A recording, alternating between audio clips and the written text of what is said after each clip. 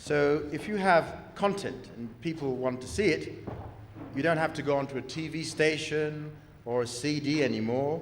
And for people who make music and films, for example, this is changing everything.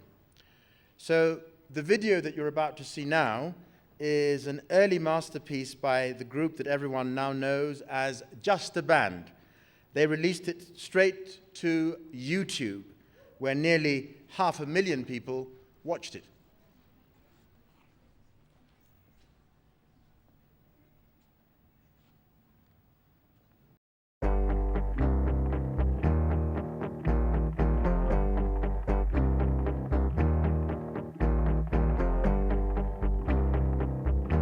Microphone check 1 1 2 now. Kiwasha nare madhare taonja vibare missing not the siba benko tukatika tisdaki ku skiza stories charity nipple wings need defy gravity zema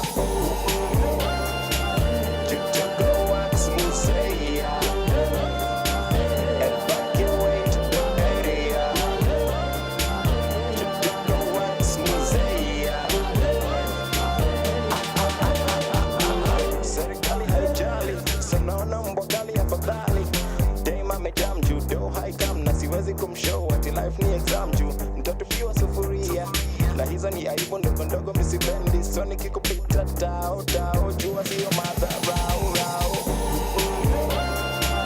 Chichoko wax musea evacuate the area Chichoko wax musea nipe nafasi On this panel, we have Daniel and Bill from Just a Band. Daniel is in the center. Bill is beside him on my immediate left. A band of four, and they've got fans in the audience, as you can hear. They're whoops of delight at seeing them. A band of four who have been making music and videos together for 8 years. The video to the band's single, Hahe, spawned Kenya's first viral internet sensation, and they continue to have a strong web presence. The lady on the panel is Wambura Kimunyu, and who is the country manager at Cellulant, a Pan-African mobile commerce solutions company that now operates in 10 African countries. Wambura will start off our discussion. Okay, it's a privilege to be part of this conversation. Now we're going to talk about how the internet has revolutionized business. And I think one of the ways that it's clear around the world is we've managed to connect producers with consumers globally. And that's really changed the way people interact with the people who consume their product. Now, what I would like to hear from the two of you is, for you, how has the internet revolutionized your business? Or our enterprise. Your enterprise, yes.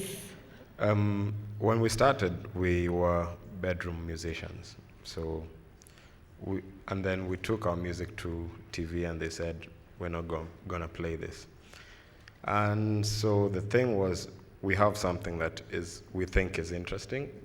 Like, our first works were very random, but for us, we kind of liked what we were doing, and we were like, okay, if TV is not gonna play it, then we need to find a way to get it out there so that if someone finds it interesting, they can connect with it. So it was more about giving an option, because at the point, everything sounded the same. And so when we released it on the internet, we started gathering, it was like a couple of hundreds of fans who liked it. And so it kind of indicated the thing that we felt about the music, that it can find its space given the opportunity. And so that for us was the big thing.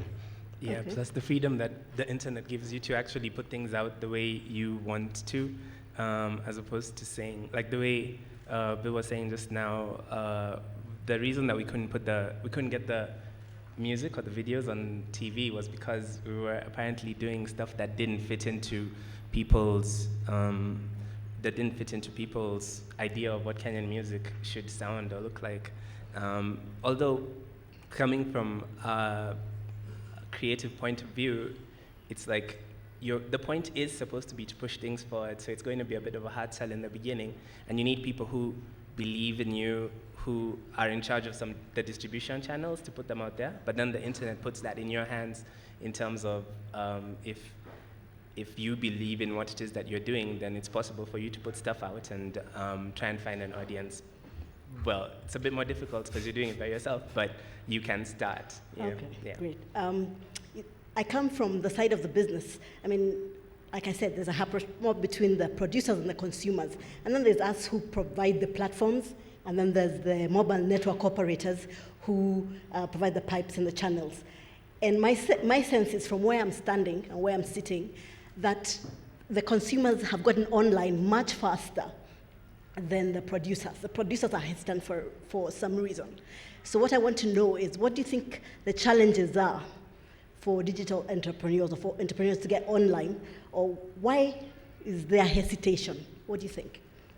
I'm not sure if it's hesitation. It's more like a lot of musicians or like content producers are small scale, and so it feels like sometimes you need to be very convinced about what it is you're doing to be able to have the courage to put it out. So that's one of the things. But fortunately I feel for Kenya is that there's a lot of stuff that's coming out right now.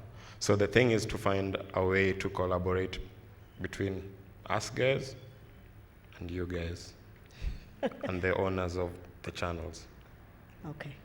Okay, and well, I guess I would say that it's quite crazy on the internet because you're being bombarded by all this stuff from all these different places. Music from, for example, if it's creative content, then you're getting all this stuff from so many places that it becomes difficult to stand out wherever it is that you're from. So I think for content producers from this region in particular, it becomes a special challenge because how are you going to make what it is that you're saying? How are you going to reach the people who you need to reach to know that you're saying what they want to hear? Because sometimes you might be speaking to things that are so localized to Kenya might not translate, or are there ways to get that work to translate and all those kinds of things? Like these are the kinds of questions that you would have to deal with in an online space, and so it's quite a creative challenge as well. And maybe that's part of the reason why it's been difficult for people. Although, at the same time, one of the things that the internet does is that it kind of levels the playing ground for everyone so that you have all of this information that you can acquire, or you have access to the same online stores that everybody has, so you can have the same equipment that they have, and then you can jump on a few DIY, find out how to use like a 7D camera in case you didn't know, or how to light something. All that kind of stuff. I mean, even when we were in the bedroom musician phase, we learned a lot of stuff just from going online, and also the kind of music that we make. We didn't know anyone who we could go to and ask. I mean, there's a bunch of people that we could go to and ask, I don't know how to play this style of music. Can you show me how to do this, or that on the guitar? But then we didn't know anybody who was making computer music of the kind of music that we were making, so we just jump online and look at some videos and see how they have their racks set up and everything. And we'd learn that way, and we just kind of cobbled together our stage act from jumping online all the time. So that kind of stuff. It's a blessing and a curse at the same time. But yeah. But the one thing.